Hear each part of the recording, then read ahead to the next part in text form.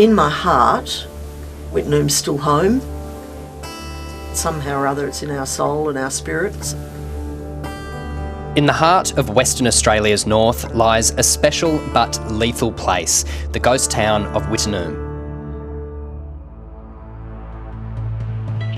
The Pilbara town was built for asbestos mine workers. Small-scale mining was started by tycoon Lang Hancock in 1936.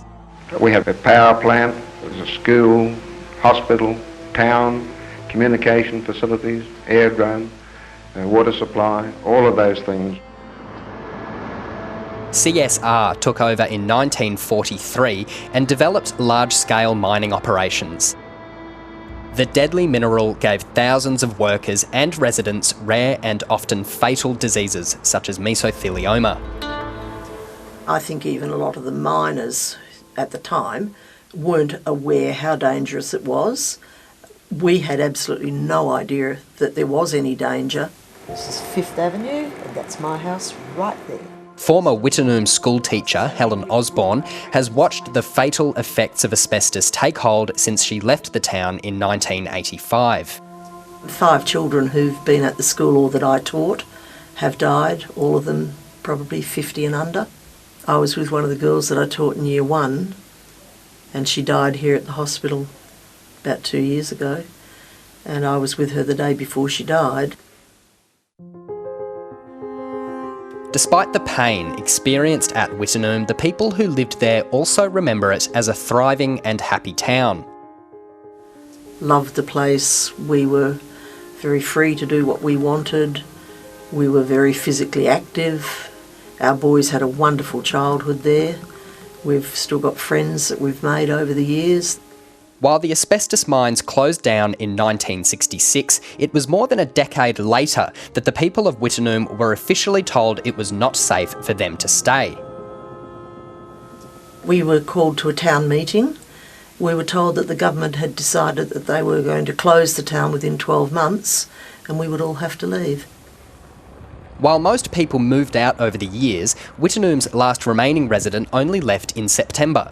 The people are gone, but it's estimated 3 million tonnes of asbestos tailings remain, contaminating more than 46,000 hectares, including the town and the former mines.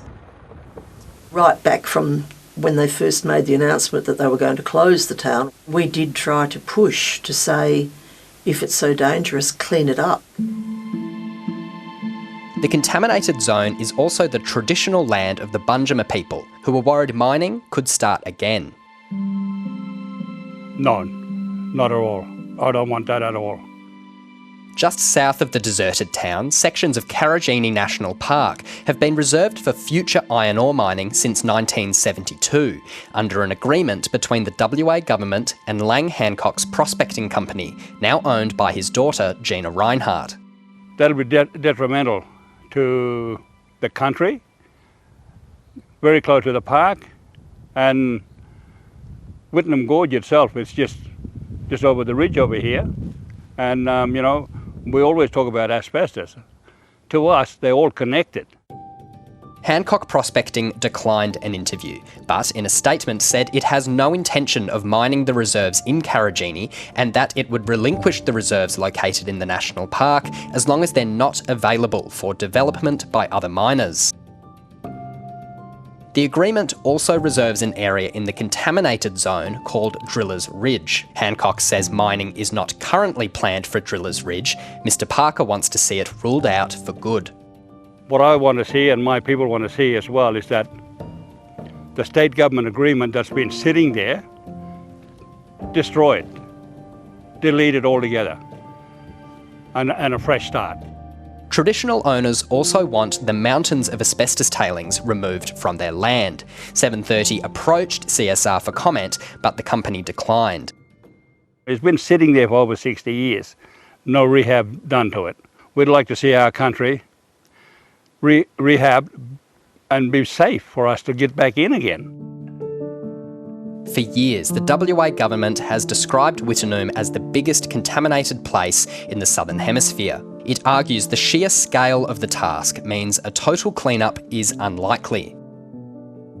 This idea that you mine an area and then you don't clean it up is entirely unacceptable. Government does need to step up, and this is successive governments. We are seeing a total neglect of serious contamination that's stopping the bunch of people who, who've got native title of this area still being unable to access their lands. There is no question that we have an obligation to return this area to something like the ecosystems that were there present. Mine rehabilitation expert Dr. Adam Cross argues that because the mines have been closed for more than 50 years, it's now the responsibility of the WA government to clean up the site. In this situation, it appears that the liability and the onus of restoring that site has been returned essentially to the taxpayer. 730 sought interviews with the WA Mines and Lands Ministers, but they declined. A government spokesperson says an advisory group will meet before the end of the year to discuss land management options for Wittenoom. For traditional owners, that's too little, too late. For the government to step up is what we want. They must make a decision. And my push is for the clean-up of Wittenoom, but we need government to step up.